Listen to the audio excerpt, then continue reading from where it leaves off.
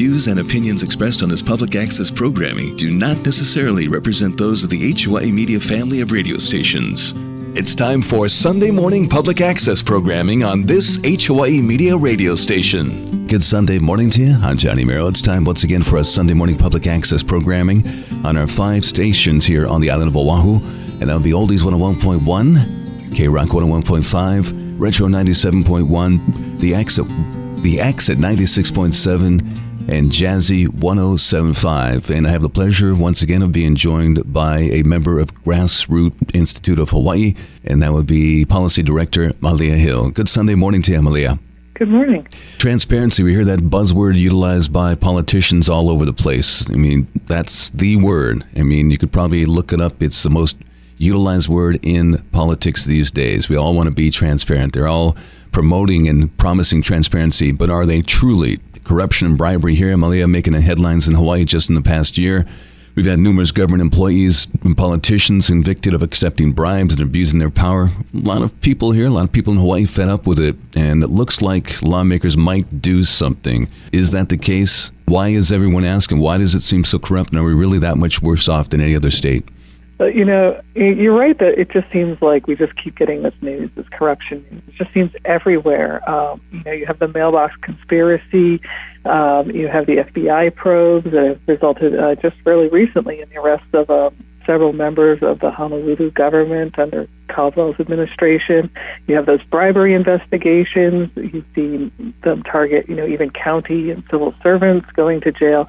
So it definitely, it feels like a big problem. It has our attention. But, statistically, Hawaii isn't generally considered one of the most corrupt states. It kind of common sense, if you think about it, it's always Illinois, Louisiana, places like that usually end up at the top of the lists of, the most convictions for corruption. And even if they, look at it per capita, then it's Washington, D.C. Insert your own joke here for that. Yeah. That leads the list. But interestingly, there's a Harvard researcher who went and interviewed political reporters in different states for their perceptions of the government corruption there, and Hawaii ended up being much higher on those lists, especially when it came to legal corruption, which is contributions are not strictly illegal. I mean, money payments, contributions, not strictly illegal, but they're made to officials with the sort of implicit understanding of a benefit. So, something less than full bribery.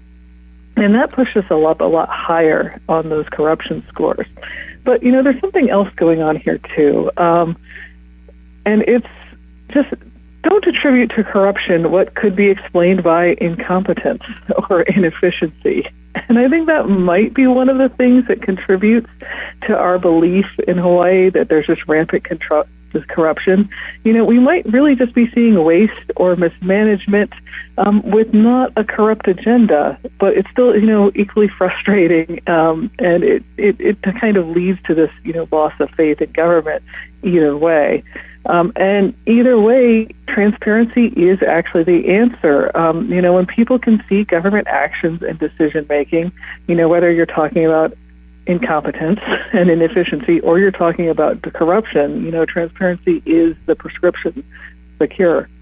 It seems like the truth will always come out. So in the initial stages, they're always trying to kind of like deflect and try to find a way around it. But then again, it just comes right back to the truth every single time. Malia Hill joining us, Policy Director for Grassroots Institute of Hawaii, grassrootsinstitute.org for more on that.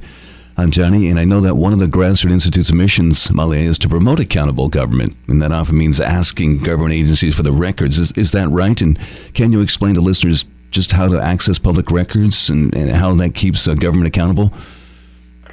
Yeah, sure. There's, when we talk about transparency in government, we're talking about really two facets. You have your sunshine laws and your open records laws. And sunshine laws are the laws that give people access to government meetings. They make sure people know that meetings are happening, what's going to be decided, on and on. You get the idea.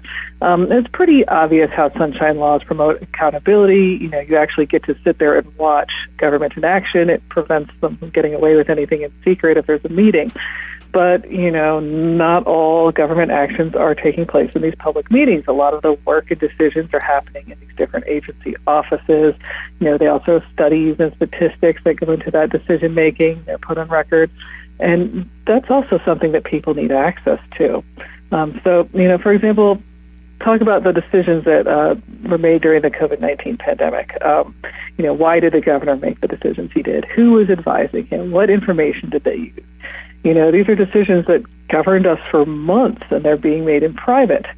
And access to those records, the documents that answer all those questions, that gives people insight into the way government operates. It helps us make decisions as, informed citizens, as voters, what policies we might support or oppose, how we feel about certain candidates, where we want the state to go, into what direction we want to go, and so on.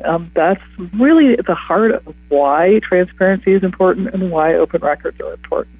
Yeah, it seems like that also, that lack of transparency was brought about by the emergency declarations. A lot of things change when you declare an emergency. Now, is it hard to get a hold of government records? Isn't that right? And what are some of the challenges that people might experience? Well, getting government records, making a request, it can be easy if you get a cooperative agency. If you don't, that's a different question, different story. But to make a request, it's pretty simple. You just need to identify the agency that has the record you want. Let's say you want information about taxation, so you probably want to go to the Department of Budget, the Budget Department, and then you just fill out this form. They have them on the website of the Office of Information Practices. A lot of different agencies have the form on their own websites as well. It's just a really simple form that asks your name, your contact information, so they can send you stuff, name of the agency. But you do have to fill it out, and you tell them exactly what records you're looking for. That is tricky. You do have to ask for records that exist. You're not allowed to ask for the people who work in these agencies to compile, to basically do your research. They can't create records for you. But if you know that you want a specific email that the governor sent, or so the check registered for an agency, something that exists as a record, you just put that in there in your request, and you send it on. And if you get a good, and there's a lot of complaining here, so I feel like I should give some credit where credit is due. Some government agencies in Hawaii are extremely helpful. I've made requests, and they come back and say, are you really looking for this? Or that's a really big request that you're asking for. You may want to try to narrow it down, or, you'd be better if you sent it to this specific person. Sometimes you get really helpful people, and that's fantastic, and it makes it very easy. They come up with a copy of the records that you asked for and send it to you. Sometimes you don't, though. Sometimes it can be really hard. So it doesn't sound like you need to have a legal background. You can figure this out for yourself if you're just interested in looking something up and you're a layperson. It's what I just heard. It's fairly easy, the process at least, to find the information and the online information that you need. It is. And the Office of Information Practices even has, you can find little tutorials and extra, advice and such if you are worried about it. But it is meant to be something that anyone can do. You shouldn't have to be an expert to make a public records request. And the cost on this is free? Well, that is the big question. Okay. No. Okay. That is actually the subject of a bill that is currently in the legislature. At the moment, they can charge you for the copying fees. There is a cap on it, but they can charge you for the fees to copy. They can charge you to locate the records that you requested, and they call it segregating, basically pulling it out from all the other records that they keep. So there are fees associated with it, and again, what kind of fees you get, it kind of can depend on the request and the agency. So is that one of the bills that you folks are also trying to get, work on? I see there's several bills in the legislature right now that make it easier for watchdog groups like yourself at Grassroots Institute to get copies of records. And what would those bills do, Malia? Well, the ones I was talking about, most significant are, there's actually two. The Senate and the House version, Senate Bill 991 and House Bill 719. They both do the same thing. They're Bill brother and sisters. They put a cap on the fees for record requests, and they also allow fee waivers when a request is in the public interest. So, for often that means with media or, research groups, think tanks and such that are asking for requests that are to, inform the public and such. And what that does is, I said that sometimes you get a helpful agency. Well, sometimes you don't. Sometimes agencies use fees as a way to discourage requests. For example, I was working on trying to find out about asset forfeiture in Hawaii, and I asked the Attorney General's office for all of the records that they had for a certain number of years that followed specific asset forfeiture cases, and they came back and said it would be several $1,000s. And when Grassroots Institute did a request for a request to Governor Ige's office regarding communications between their office and specific agencies during the COVID-19 emergency, they came back with a cost of $342,876. Okay. Yeah, which I think we could fairly say was intended to discourage the request, although they did waive $60 because the request was in the public interest. So they waived $60, huh? Yes. Okay. So you can see you can use fees to frustrate government transparency. So this proposal in these bills to cap those records fees and waive them completely for the public interest, it's actually a pretty big step towards more transparency. And I believe you mentioned Office of Information Practices earlier. There's been some criticism about the open records law centered on that office. Is the legislature considering ways to help that office become more effective? There have been bills, or there were bills that were heard and introduced that would have, changed the Office of Information Practices directive a little bit, given them the ability to offer guidance instead of a ruling in case of dispute, would have given them some more staff funding. Those bills just got deferred and might be dead, so I don't know whether that's going to happen. But it's sort of bigger than that because what we need, this criticism of the Office of Information Practices is sort of about what their philosophy is. Ideally, you want them to be biased towards promoting transparency and not, for example, trying to protect the agencies involved or trying to expand the room that they have to withhold records. That current backlog at OIP is about 3 years right now, and that might be one of the reasons why people who are frustrated with their records requests are, choosing to file lawsuits instead of trying to appeal through OIP. And then there's the fact, while I'm just smacking around OIP, is that, there are some bills that I would say are going sort of in the wrong direction, like SB 720, which creates an exception to the open records law for documents that are pre-decisional or deliberative. They try their best to kind of put some limits on this. What does it mean if a document is deliberative? But you can also see, I explained how agencies use fees to discourage requests. Obviously, agencies can use this sort of, this is about something that we haven't quite, it's pre-decisional, it's deliberative. Try to use that to evade requests. And I think it's worth noting that the Office of Information Practices testified as strongly in favor of this. And, I just think that gives you an idea of where they're sort of compromised in their approach to transparency and openness. Yeah, it sounds so. Malia Hill from Grassroots Institute of Hawaii, and you can find her work and others at grassrootsinstitute.org. Johnny, and of course, transparency isn't just about getting copies of records. It's also about letting people watch the government in action. So are there any efforts to improve public access to meetings, hearings, and the like? This is one of those things you always see, this sort of push-pull going on, and especially in the earliest days of legislative session, because there's always someone, an agency, a county council that wants to try to, put some limits on public access to meetings. And then there are often bills that try to improve public access, maybe by, putting in new ideas about remote access to hearings and such. Most of those bills, it seems, have died, but This is something we see year after year. I know one that was alive for a little while this year was an attempt to sort of deal with when people can give testimony at county council meetings. One bill that is still alive right now is Senate Bill 1513, which requires a board to report on the decisions taken or actions taken during their closed sessions. In theory, this is a good thing because, these closed sessions and executive sessions, they tend to be had in order to sort of evade openness. And so by requiring those boards to explain what happened, that could be a good thing, but only if the eventually final bill makes it clear that this is an additional thing they have to do.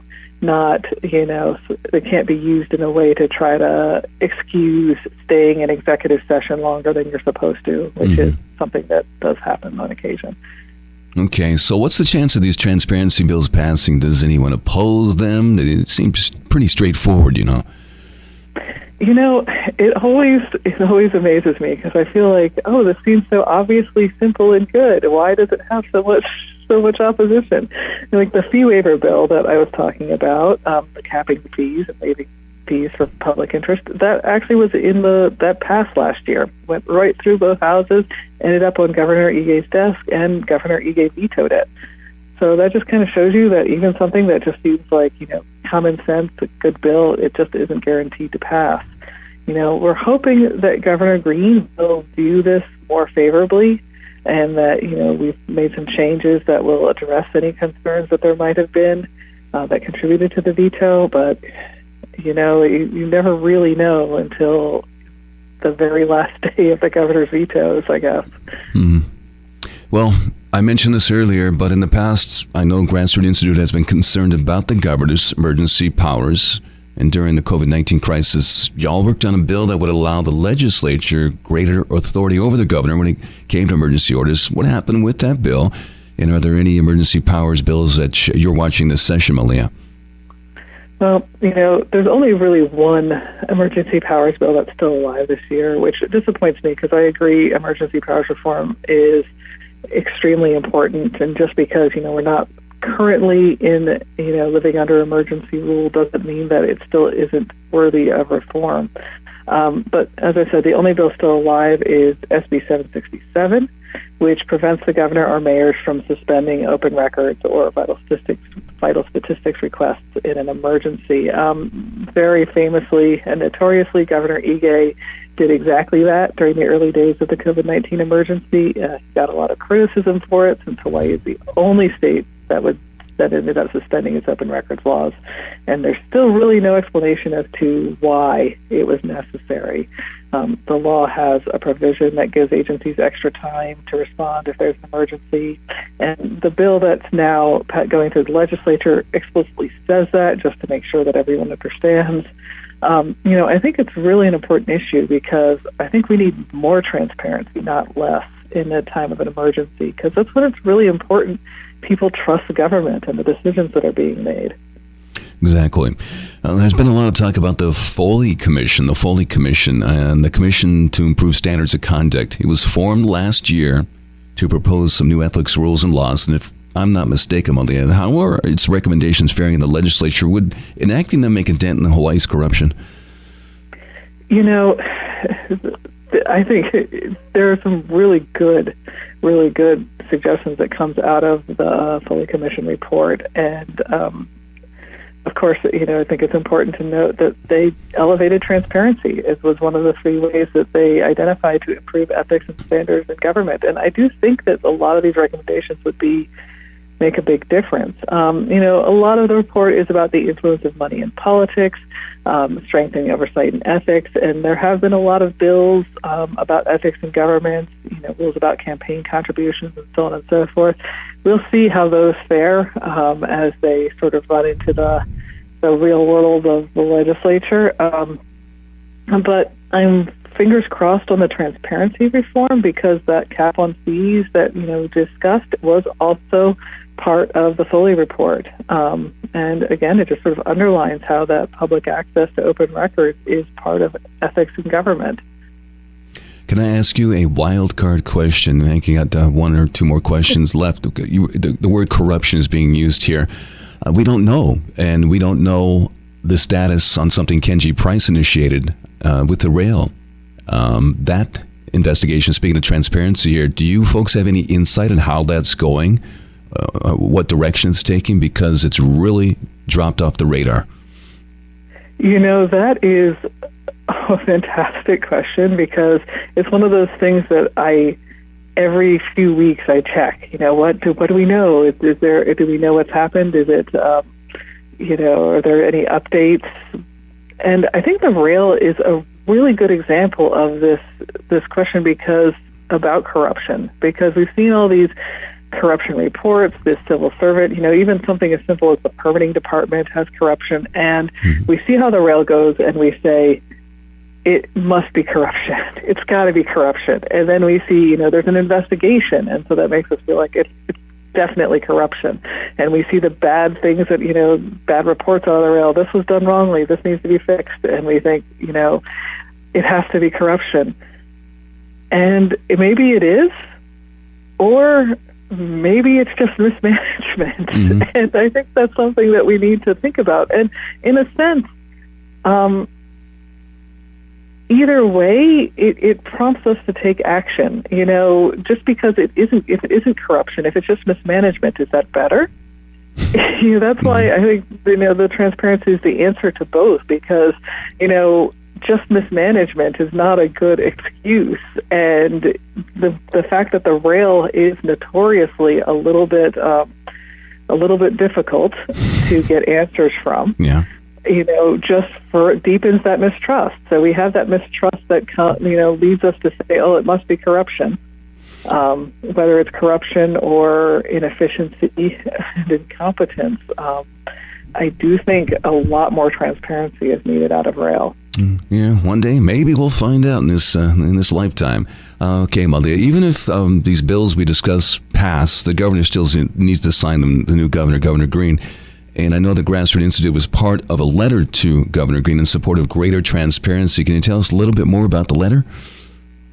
Yes, of course. It's a top-down kind of thing, because the governor can do a lot to sort of set the culture for transparency all through the government, especially because a lot of the agencies you make requests to, they ultimately respond to the governor. So we want the governor to support specific bills, like the fee waiver, like the emergency bill. But the letter, which was actually from the Civil Beat Law Center, originated with them, and we signed on along with a bunch of media organizations, including government groups. It took a broader view, too, because it asked the governor to embrace a presumption towards openness. Just a whole cultural shift where agencies, instead of looking for reasons to withhold, they just start from the presumption that something should be released unless there's an obvious reason not to. And, of course, the letter also deserved to discuss the need for the fee waiver. And it also talked about the need to restore the original purpose of the Office of Information Practices, which is supposed to be to promote openness.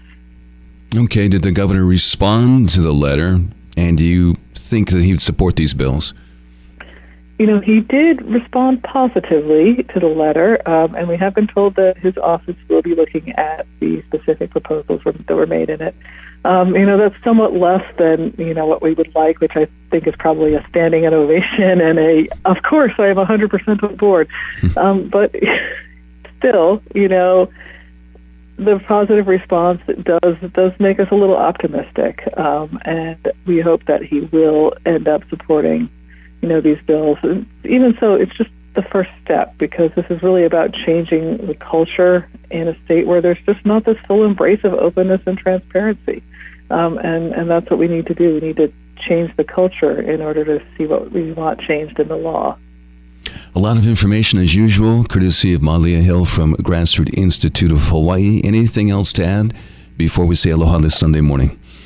Just that I hope that people, demand transparency and, take advantage of their right to be active and make records requests and show up at public meetings and so on. That's the best way to sort of drive out these questions of corruption or mismanagement or incompetence or waste. Thanks so much for joining us once again. Look forward to another conversation. We'll be speaking soon, I'm sure. Malia, have a great Sunday. And once again, thanks so much to the people at Grassroot Institute of Hawaii, available at grassrootinstitute.org. Thank you.